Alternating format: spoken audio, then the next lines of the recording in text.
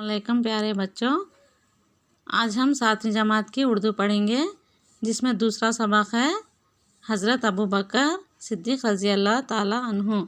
हज़रत अबू बकर सिद्दीक़ कौन थे? पहले खलीफा थे। इसी तरह आज उनके बारे में तफसील से मालूमात हासिल करेंगे। इसी तरह यहाँ पे इबारत पढ़िए, इजहार ख्याल कीजिए। एक इबारत दी गई, यहाँ पे अच्छी तरह अच्छी तरह समझो। बच्चों, आप सब तो अच्छी तरह जानते हैं कि मदीना मुनव्वरा में जो मस्जिद नबवी है, जो मस्जिद नबवी कौन बनाए? आप सल्लल्लाहु अलैहि वसल्लम। इसी तरह मदीना मुनव्वरा में सबसे मशहूर चीज़ है मस्जिद नबवी। उस मस्जिद का नाम है, इसमें हज़रत मोहम्मद सल्लल्लाहु अलैहि वसल्लम का रोज़ा अतहर है।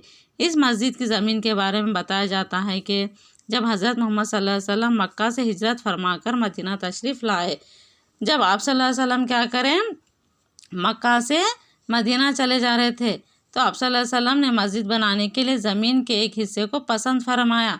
वहाँ पे एक ज़मीन का एक हिस्से को पसंद करे, क्योंकि वहाँ पे मस्जिद बनाने के लिए तो 2 यतीम बच्चों का था। वो ज़मीन किसकी थी?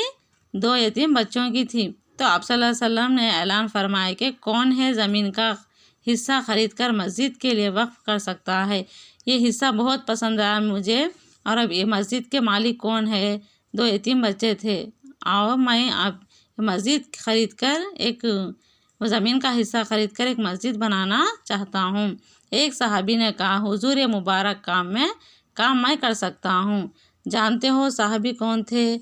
वो सहाबी थे हज़रत अबू बकर सिद्दीक़ रज़ी अल्लाह ताला अन्हा। इसी तरह ये अच्छा पढ़ लिए ना। अब उसके बाद यहाँ पे सवालात है। पहला सवाल, हज़रत मोहम्मद सल्लल्लाहु अलैहि वसल्लम का रोज़ा अतहर कहाँ था? कहाँ था? यहाँ पे देखो, कहाँ था? मस्जिद नबवी में। दूसरा सवाल, मस्जिद के लिए पसंद किया गया ज़मीन का हिस्सा किसका था? तीसरा सवाल, किस सहाबी ने ज़मीन को ख़रीद कर मस्जिद के लिए वक्फ़ किया? मरकज़ी ख़याल यानी इस सबक का अहम मकसद क्या है? इस सबक में खलीफा अव्वल अबू बकर सिद्दीक़ रज़ी अल्लाह अन्हा की शख्सियत का आपका इज़हार हुज़ूर, यानी इस सबक में पहले खलीफा कौन थे? हज़रत अबू बकर सिद्दीक़ रज़ी अल्लाह ताला, उनके बारे में तफसीली तौर पर बयान करने के लिए इस सबक को हज़रत मोहम्मद सल्लल्लाहु अलैहि वसल्लम, आपकी मोहब्बत, दीन इस्लाम के लिए आपकी क़ुरबानियों का ज़िक्र किया गया। आपकी वजह मज़हब इस्लाम की तबलीग में बड़ी मदद मिली। खलीफा राशिदीन में आपको अहलियत हासिल रही।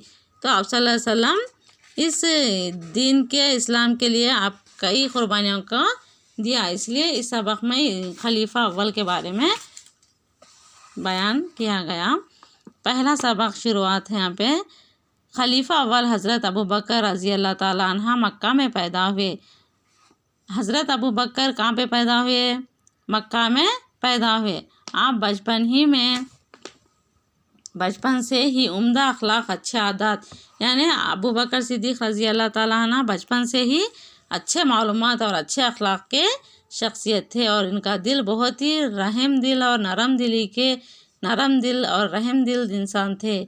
नरम दिली की वजह से लोगों में मकबूल थे, यानी बहुत ही इनका रहम दिल और नरम दिल थे। दौलतमंद होने की वजह से गरीबों और मोहताजों की मदद किया करते थे। खलीफा बहुत ही दौलतमंद थे, इस वजह से गरीबों और मोहताजों की बहुत ज़्यादा मदद करते थे। अहले मक्का आपकी दयानतदारी, रास्तबाज़ी और ईमानदारी के कायल थे। आप कपड़े की तिजारत क्या करते थे? अबू बकर सिद्दीक़ रज़ी अल्लाह ताला अन्हु किसकी तिजारत करते थे? कपड़े की तिजारत करते थे। जब हज़रत मोहम्मद सल्लल्लाहु अलैहि वसल्लम ने हज़रत अबू बकर रज़ी अल्लाह के सामने दीन की दावत पेश की, हज़रत मोहम्मद सल्लल्लाहु अलैहि वसल्लम क्या करे? अबू बकर के सामने दीन की दावत दिए, तो फ़ौरन आए हज़रत मोहम्मद पर ईमान ले आए। क्या करे? हज़रत अबू बकर आप मोहम्मद सल्लल्लाहु अलैहि वसल्लम पर बात सुनकर उन पर ईमान ले आए।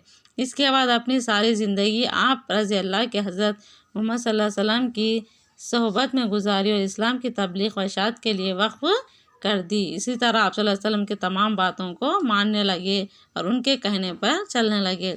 एक दिन हज़रत अबू बकर सिद्दीक़ रज़ी अल्लाह रास्ते से गुज़र रहे थे। एक दिन हज़रत अबू बकर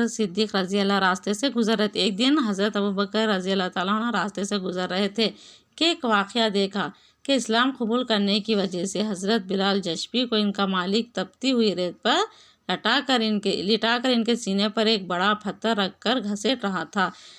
क्या देखें यहाँ पे, बिलाल हबशी को इनका मालिक क्या कर रहा था, इस्लाम कबूल कर लिए बोल के तपती हुई रेत पर लिटाकर इनके सीने पर एक बड़ा पत्थर रखकर उनको घसीट रहे थे। तो ये कौन देखे, अबू बकर सिद्दीक रज़ी अल्लाह। और ये कह रहा कि तू इस्लाम छोड़ दे वरना तुझे तड़पा कर मारूंगा। तू इस्लाम छोड़ दे ताकि मैं तुझे तड़पा कर मार दूंगा। हज़रत अबू बकर सिद्दीक इस दर्दनाक मंज़र को बर्दाश्त ना कर सके और फ़ौरन इनके मालिक से हज़रत बिलाल रज़ी अल्लाह को ख़रीद कर आज़ाद कर दिया। तो ये इसी तरह तकलीफ़ को हज़रत अबू बकर दर्दनाक मंज़र को देखकर बर्दाश्त नहीं कर सके, फ़ौरन इनके मालिक से हज़रत बिलाल रज़ी अल्लाह को ख़रीद कर आज़ाद कर दिया।